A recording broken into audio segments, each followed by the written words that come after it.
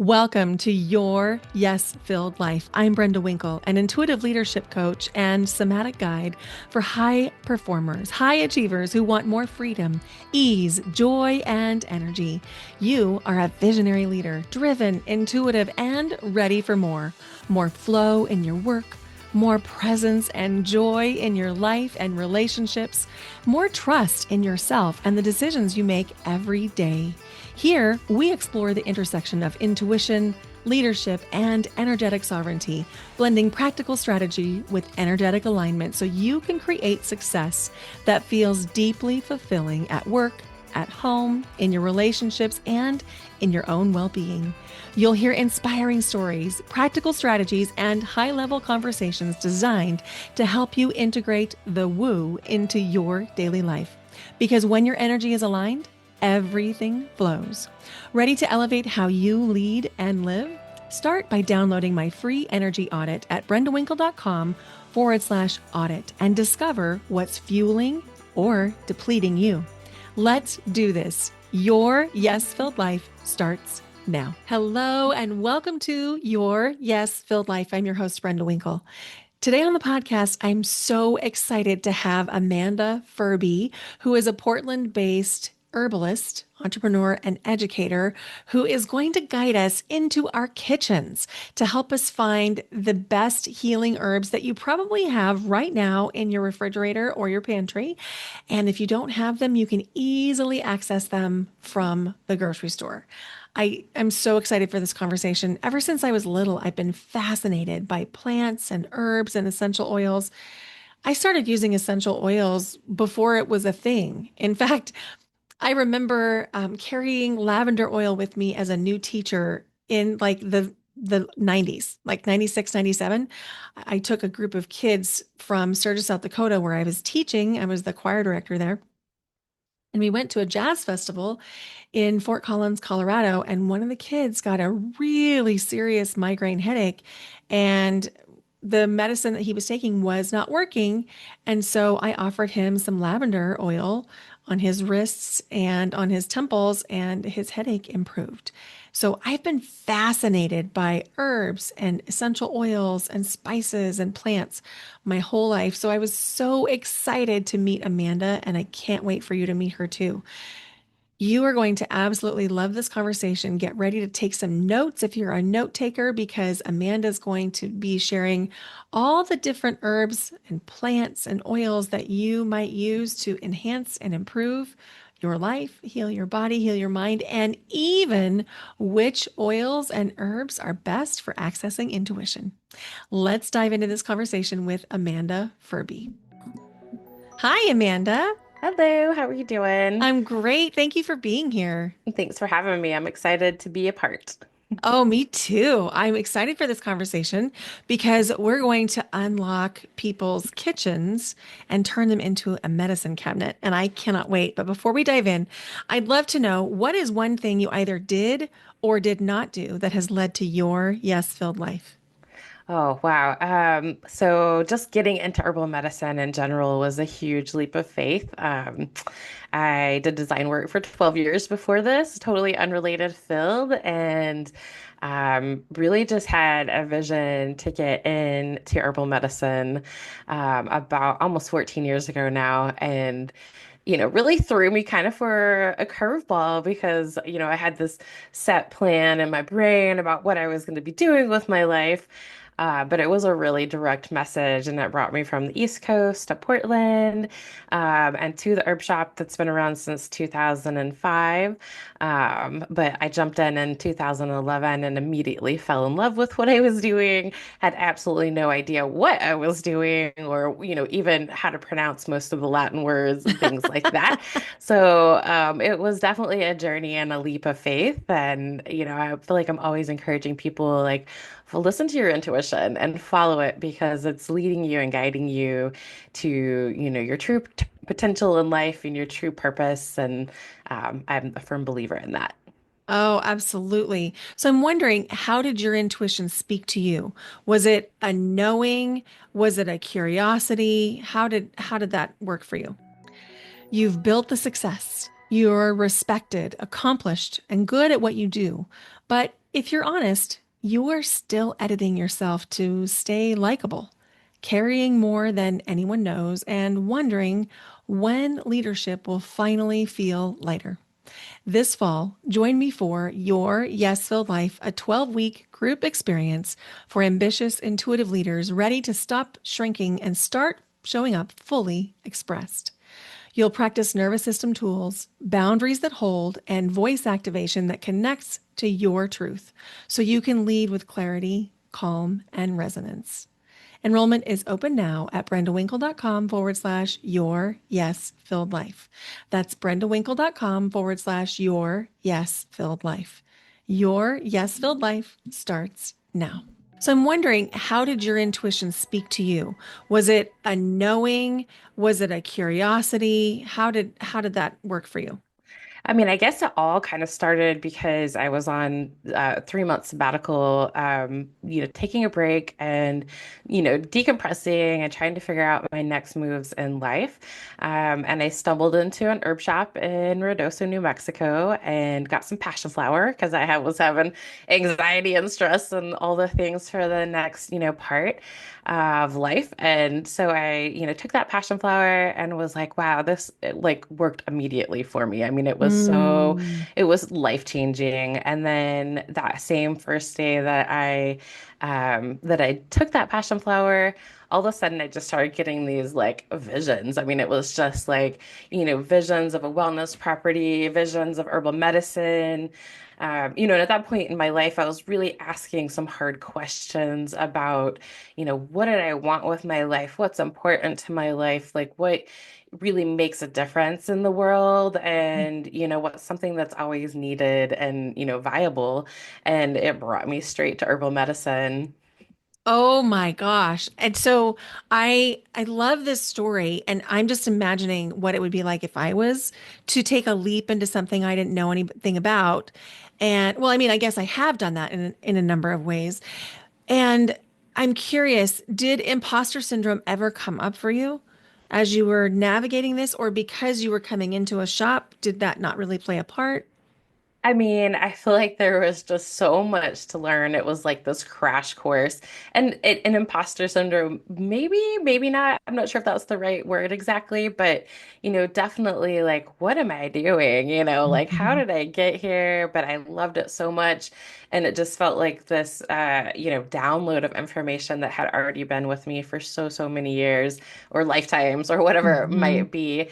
And so, there was definitely points that I was questioning things and like, am I doing this right? Am I not doing it right?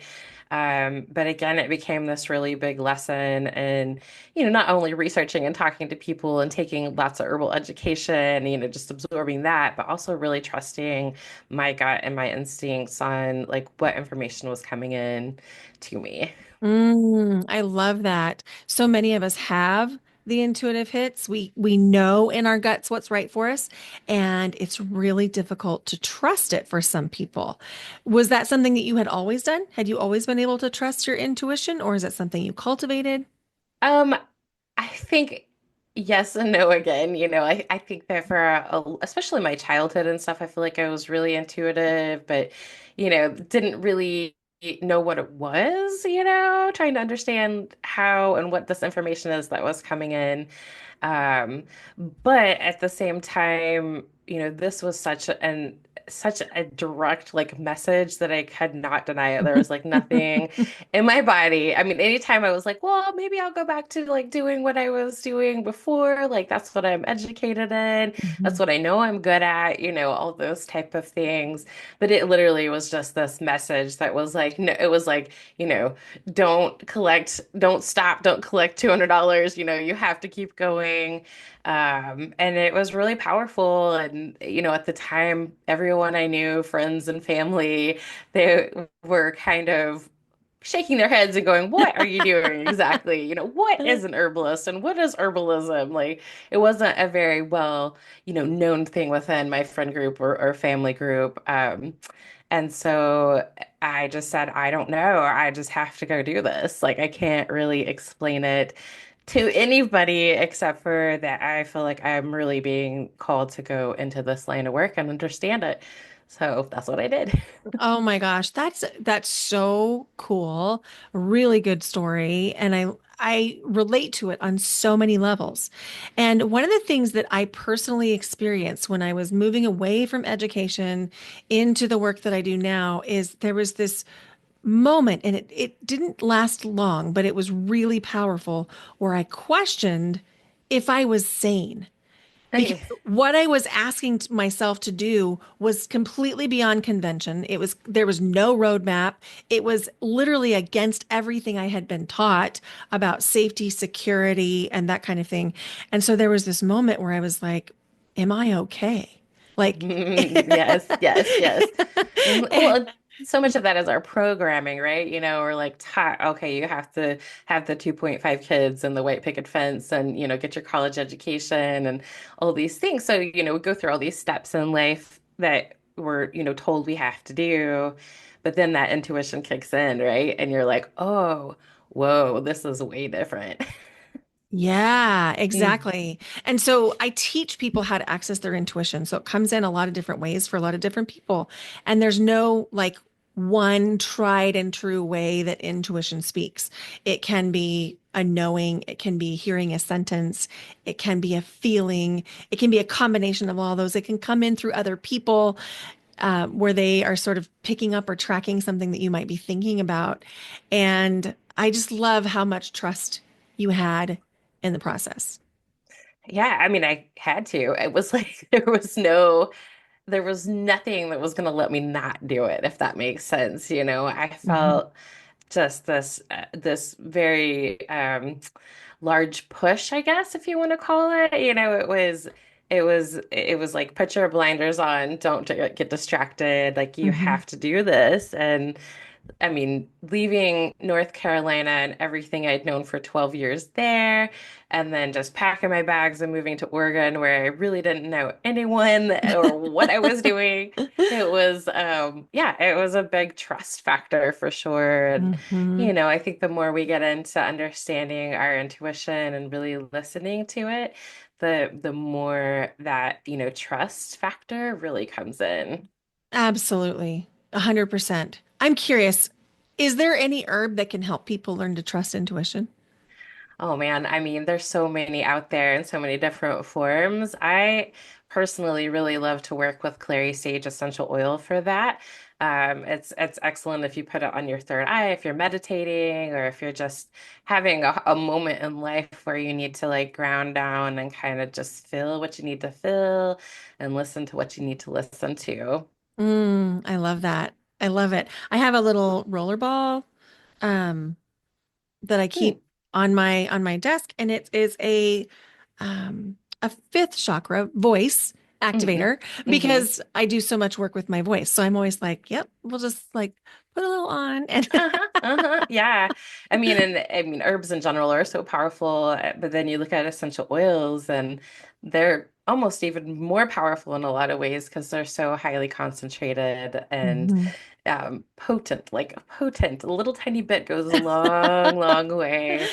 And there's, Yeah. there's a lot of education around essential oils with like what to use and how to use it and how not to use it, and all those Hmm. things. But I love talking to people about that and just kind of educating on just the potency of one drop of an essential oil and Mm, how much plant material it takes to like make one drop of plant material or a 5 milliliter, a tiny little bottle, is a lot of plant material. Mhm. absolutely. And one of the things, I'm a Reiki master and I was trained to use essential oils as part of my practice. And one Hmm. of the things that I was taught is how important it is to use a carrier oil if Hmm. you're going to have it touch the skin. I wonder Yes. if you can talk to people a little bit about that, just so that in case somebody's inspired by our conversation about any of these herbs or essential oils, they go out and buy the oils so that they can safely use them. Yeah, absolutely. I mean, you definitely want to use either a carrier oil or some sort of water base so that you're diluting that. I will tell this story because it's one of my most favorite stories and it's very memorable. But one of the classes I took with Rosemary Gladstar, who's, the grandmother of herbalism really in the United States, she was talking about how she had made a big bathtub of water for her husband because he was sick. And she put like one drop of oregano essential oil in that whole bathtub and it burned his skin, and you're thinking, Mm. wow, okay, Mhm. that really puts into like a visual level of understanding the potency of certain essential oils. They say with essential oils, you always want to kind of test them out either like, in an area like your wrist or, someplace that if you have a reaction before you ever use it, it's a smart move to do before you dive into them. But you always want to have some sort of like carrier to like kind of dilute it down before you use just a direct essential oil. Mhm. I love that. Thank you for sharing that. So we've Mhm. talked a little bit about essential oils, and you pointed to something. You pointed to the idea that essential oils and herbs might be different. Yeah, they definitely are. And I mean, just to kind of break down an essential oil and what it is. So if you are touching a plant, for example, let's say you touch rosemary or you touch peppermint, and you smell that on your fingers, that is basically the volatile oils that the essential oils come from. So that's what you're getting, when you touch it or as taken and extracted into an essential oil. So if you're using it, fresh or dried, you're still going to be getting those components. But what they've done is taken and really consolidated down into a really high potency and extracted that essential oil, from the plant itself. And so um, they're both great and wonderful, and you're both going to have amazing results with herbs as far as whether it's a tea or fresh or, essential oil. But definitely knowing the potency levels of things is really important. Absolutely. Yeah. Absolutely. So if we look to our kitchen hmm and what many of us might have in the cupboard, I would guess that we probably have some really potent herbs just hanging out in our regular kitchens. Is that accurate? Absolutely. And in fact, this is like an internal battle that I have with myself every time we talk about like the difference of spices versus like medicinals. Mhm. Because every single spice in your cabinet is going to have some sort of medicinal property to them. So it's kind of hard to, in my brain, from a business standpoint, when I'm trying to categorize things like, oh, this is a spice or this is a bulk herb, they're really, all very similar and they're definitely all going to have lots of great, great medicinal properties to them.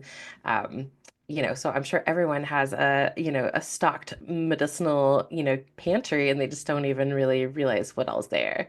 Okay, so I just want to repeat that to make sure I caught that. I hmm think I heard you say that every spice has medicinal properties. Every spice will have some sort of medicinal property. I've never come across one that doesn't. I'll say that. So, Wow. Okay, that is super cool. What are hmm some common ones we might have around that we yeah, could use? absolutely. So garlic is a great one. It's excellent for the immune system. It's obviously got lots of like antibacterial properties, antimicrobials, antifungal. Ginger is also an excellent one that's in a lot of people's kitchens.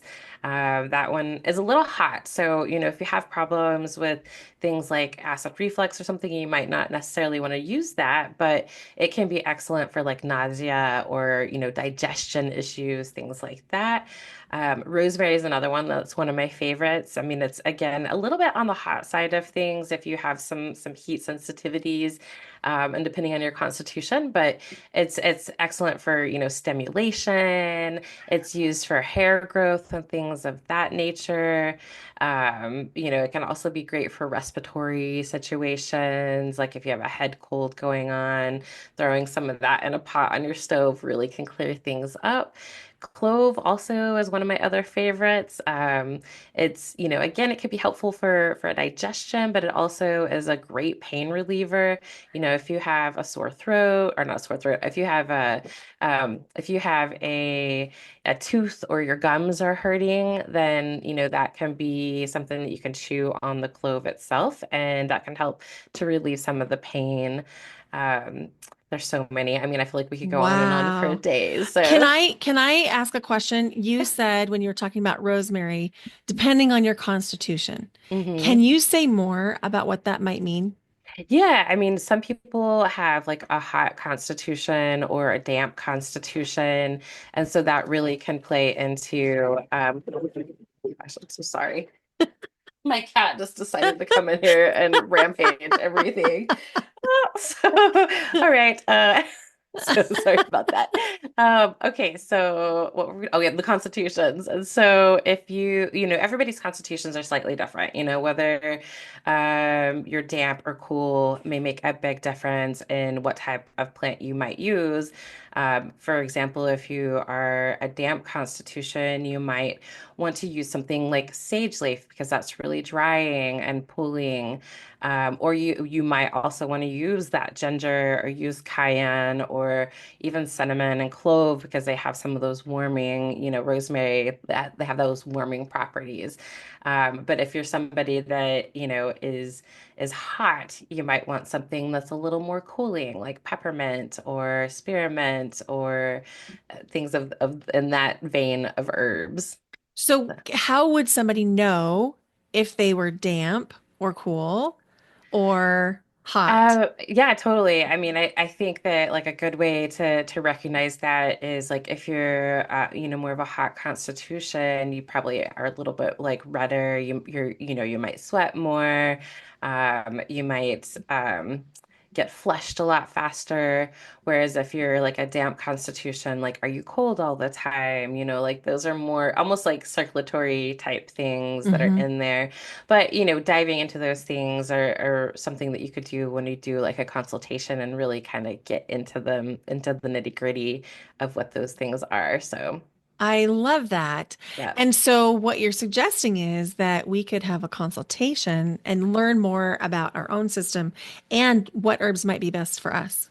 Yeah, absolutely. We do a 30-minute sliding scale through the nonprofit where people can get in there. And we also have full, hour consultations and things like that. But, when I closed the retail store and moved everything all online, I really wanted everybody to have that same opportunity to be able to get on a call with us and have questions answered like they would if they walked into the shop. And so that's where that sliding scale, like 30-minute consultation, and with that being said, like I'll never turn somebody away if somebody's like, I can't afford that, but I need to talk to somebody. Like that's also kind of part of the nonprofit aspect is that we can really get in there and help anybody in any possible way. So So, this would be a great time for you to tell us about the work that you do, specifically about the shop, how we can learn more about the shop, and then tell us also about the nonprofit. yeah, absolutely. So the whole company is actually now a nonprofit. I changed everything over in September of 2023. And a big part of that is just the community outreach that I think is really important. Herbal medicine is truly like the medicine for the people. I want to help educate people that they can grow some of these herbs, especially, depending on where you are. Like, I mean, anywhere you live, there's things that you can grow. And so I think it's really, really important to like help educate, to bring, free clinics to different areas. Like we're involved with the People's Health Clinic here in Portland, where we do a once a month free clinic for houseless folks, and really help them try to get into some better lifestyle habits and wellness practices. Before we ever dive into any herbs or things of that nature, I want to help people to create a safe space for them so that their wellness can can grow and evolve. With that being said, we do all kinds of events. We're doing events with Pickathon, we're doing events with Good Medicine Confluence, we're doing the free clinics. We've done some work with Rahab Sisters where we made herbal mocktails. And so, again, I'm a huge advocate of food as medicine. And so, I don't necessarily think every person needs to take a pill necessarily. It's more like how can I incorporate this into your, day-to-day life and help folks understand those processes. That is amazing. And I feel like it's always been important, but it feels even more important right now to Mhm. vote with our dollars for the things that really matter. And so, will you tell us, we're not done, we're not wrapping up, but I want people to know, how can they find you? Yeah, absolutely. So you can go to our website, and it's the Herb Shop, and that's SHOPPE and that has all kinds of information. You can also get onto our newsletter because we're sending out, constant recipes and information, how-to tips on allergies and, whatever it might be. There's a lot of great content that's already on the website, but I definitely recommend, getting onto our newsletter. We're also, I think, on every social media platform that is out there. And again, kind of trying to put as much information out there for folks to have the resources that we need. I try really hard to focus on things that are important in the moment. Like, for example, right now is allergy season. So, Mhm. all the content that's going to be coming out, through this month is going to be related to seasonal allergies or, ways to improve that and within your own health spectrum. So, I love that. So, just for reference, we're recording in March of 2025. So, depending on mhm. when this episode airs, you might want to scroll back through some of those blog posts to find the ones on allergies.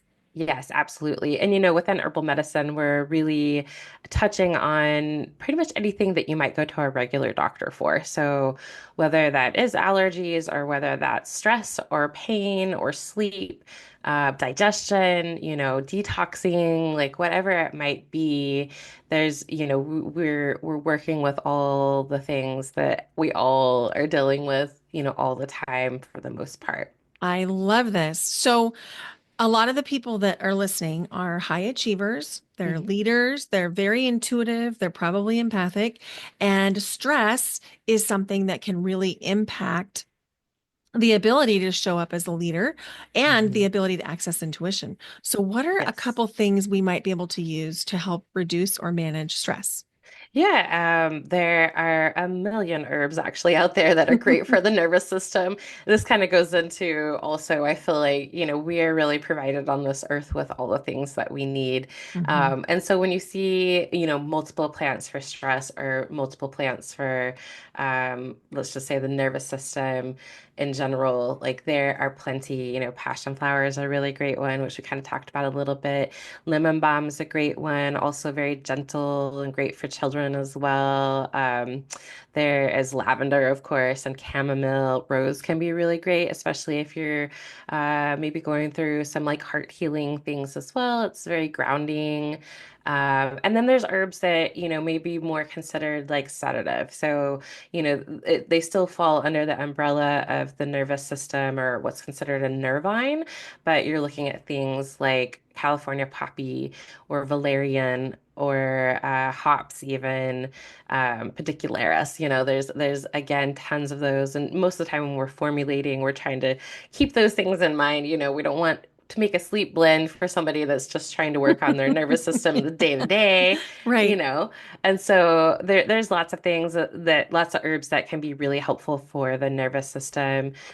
We make a whole line called the Here and Now blend, which is great for stress and anxiety, but it's going to keep you awake during the day. It's not going to, knock your socks off and make you feel like I need to go take a nap. So that's really important when it comes to formulations. Yes. And I love what you're suggesting here is that by working with you, you can get custom blends. Mhm. And so I'm wondering, is there is there anything about counterindications? Like, would there be certain classes of medications that people would be on that might suggest that they need to make sure they're working with somebody with knowledge to make sure that there's not a problem with the medicine. Absolutely. And that's a really great thing to bring up. I think that if you're on any type of prescription medications, you should definitely be working with a practitioner as well.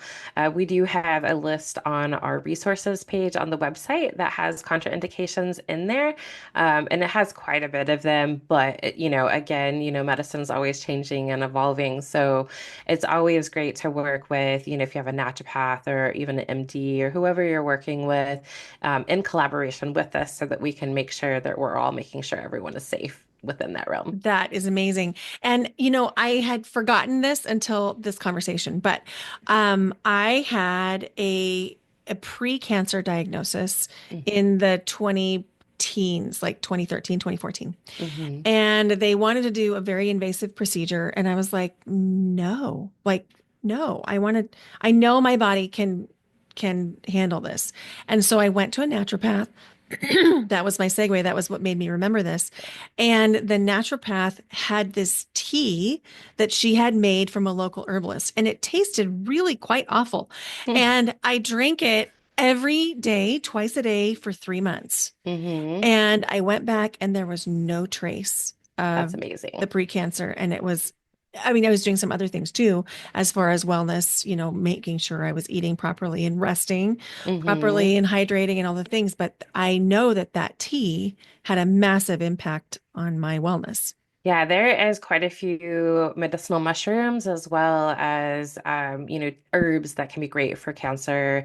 And again, like your food and your food intake can make a huge impact on that as well. What you're putting into your body, obviously, you're gonna get good results, with what you're doing if you're putting good stuff in. There are a couple of blends that I know for sure, like the Estiac tea which was created by a doctor in Canada, Dr. Cassia, which is Essiac backwards. That is a blend that's very specific for tumors and things of that nature. But then there's things like reishi mushroom that is known as like the mushroom of immortality, and there's been a lot of great results with some of those medicinal mushrooms for cancer and immune system and kind of regulating and keeping you healthy through processes like that. So good to know. So good to know. So I'm Yeah. curious, do you have like a personal daily regimen that you use for herbs, or do you mix and match depending on what's happening? I do mix and match. I will say that the one that I use probably the most consistently is my Soul Shine blend, which is an adrenal blend. Because I mean, like myself, like many people in this world, like we're all really, really fatigued and our adrenals are super burnt out because we're moving in 700 different directions all the time. And the adrenal is also connected to so many things like the thyroid and so Mhm. many other things in the body. Mhm. So really making sure that adrenals are, recharged and nourished is really important. Also, they're kind of this, I feel like they're like a magic gland. When you start working with adrenal herbs, they can either, they bring balance to the body, so if you can't sleep, then, you can use an adrenal blend to help, blend to help balance that out. Or maybe you're on the opposite end of the spectrum where you're, so like exhausted and lethargic. So it helps to kind of balance those out. And that's really what, adrenal herbs are great for. That is so cool. So Mhm. cool. Is chamomile considered an herb? Chamomile is an herb, yes. And it's a great nervous system herb. It's also great for children. Again, when we're looking at formulas and blends and things, you want to be careful about what you're putting in things for, maybe a pregnant person or children, or, like you're saying, somebody that maybe is on some other medication. There's lots of things. And that's one reason why we custom blend too, because if, folks can't get if they need something that's going to help them and they can't have, valerian, for example, then we can make something specific for them. Oh, I love that. I love that. So I heard you say, when you're talking about constitutions, the hot and the damp, and that is a term that my acupuncturist has often used. Hmm. And she's trained in Chinese medicine and acupuncture. And I'm curious, is there an overlap in herbal medicine between Chinese medicine? There is, there's a lot of differences as well. What we work with is mainly Western herbalism, which is plants that are, grown here in the States. They're ones that have been taught by the elders of the communities here.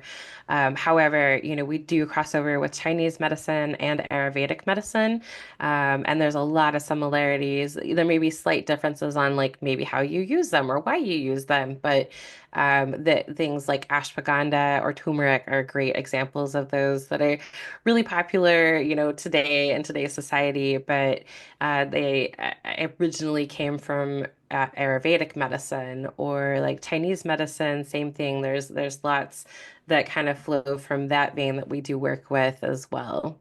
That's amazing. So when I went to Bali, my friend is married to a man who is Indonesian. Hmm. And so we went all together for part of this retreat. And I can't remember, I think I had a sunburn or something. Well, I mean, I for sure had a sunburn, but they Um, got this oil called Cutis Cutis, and it's mm, hmm Kutus. hmm And I tried a little bit of my friends and I was like, okay, how many bottles of this can I take back with me? And so I took as many as I could because it smelled so good and it felt so good and my skin healed. Turns out you can use it topically for stomach pain, for cuts, for bug bites, for sunburns, obviously. It's also like high vibe. It helps like change your vibration if you're stuck in negative thoughts. It's like this miracle oil, and it's written in Balinese, hmm so I don't have the translation for the ingredients, but some of the ingredients that I was able to translate include black cumin hmm and citronella hmm and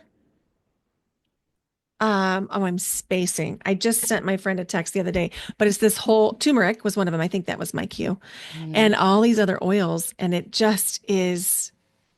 just the coolest thing I've ever felt. So anyway, if you want to look up Cutis Cutis oil. Yeah, I definitely will have to check that out. I mean, there's so many plants out there, that it's there's crossover like we're talking about, but it's amazing that there's still so many herbs out there that I don't even know anything about after 14 years. And herbalism, I feel is really a life journey. Like I Mhm. even within the shop, there's so many herbs there that I personally may not ever have to use, but that's kind of the beautiful part of interaction with other customers and getting their feedback on things.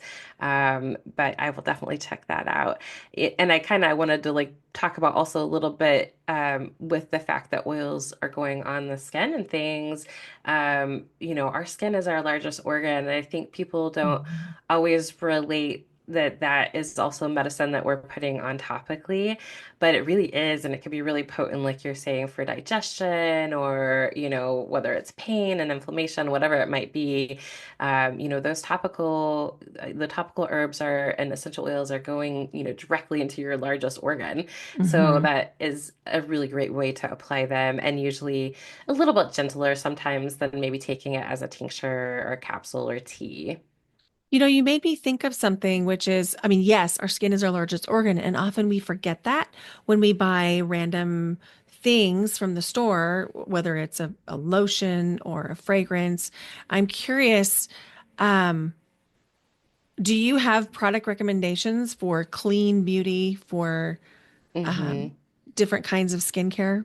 Absolutely. We actually make a whole skincare line as well because that was one of the first things that I fell in love with within herbal medicine was making my own skincare products and not wanting so many of the chemicals and things that are in so many products. Again, that kind of goes into like, this is a lifestyle. This is a life journey. I never am going to tell somebody, go throw away everything that you have in your house because that's wasteful. But when you slowly start bringing things in, like your skincare or maybe your cleaning products or things for your pets or your kids, whatever it might be, you really kind of start looking at those ingredients and going, okay, I can tell that that's nettles and that's chamomile, but I don't even know how to pronounce that word or what that is. Like, it's good to Mhm. have that awareness of what is going, in your space on your body, all the people that you love, things like that. So, yeah. Absolutely. Mhm. Absolutely in our bodies and in our air.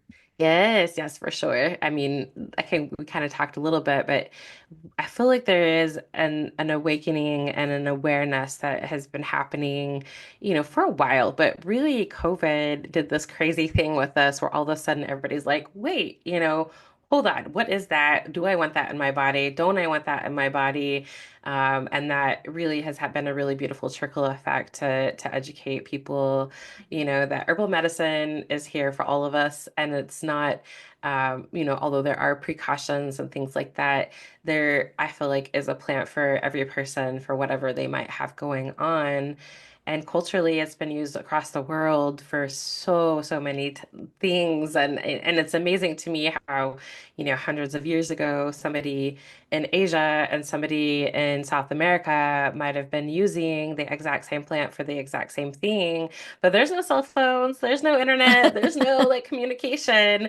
So, those are downloaded messages from those, plants and from our ancestors. And, so it's powerful. It's powerful medicine. That's amazing. This has been such a cool conversation. It's got me really thinking about, first of all, I want to go check out the blog and I want to Yes. find out all the medicines that might be in my cupboard, in my spice cabinet, because I do have a thing for spices. It's just when I moved recently, there were two boxes of spices, two like big boxes full of spices, because I've got Hmm. these spinning spice wheels. Oh, And nice. then Yeah. I don't stick to that. I still just like also, oh, I need this random spice for something. Yeah. So I can't wait to do that. And I'll put the link to that in the show notes so everyone Yeah. can go take a look. Is there anything else before we close that you want to make sure our listeners know? Yeah, absolutely. So for listening today, we have a 20% coupon that is going out for a one-time purchase. And the code, which I think Brenda can share this with everyone, is Brenda. So I felt like that was a great one to put out there. And you can use that on any of our products that are on the website. If you want a custom blend, reach out and we can help you with that, with creating that and apply that discount as well. That is Um, so generous. Thank you. yeah, you're welcome. Yeah, so go check out the website, connect with Amanda on social, and I'll put all of your links in the show notes. So it's just one click and easily done. Thank you for being here today. It's been Yeah, thanks wonderful. for having me. It's awesome. I love to talk about it. Anytime you want to talk about herbs, I'm here. Sounds good. Thank you. Yeah, thank you. Have a great day. Thanks, you too. I hope that you loved this episode as much as Amanda and I loved creating it for you. There is so much information. You might even want to go back and listen again. And invitation to share this episode with someone you care about because there's so much important knowledge about plants and herbs and essential oils and medicinal spices. It's just amazing what we all have access to. I'm going to put all of Amanda's links in the show notes, so be sure that you go check them out.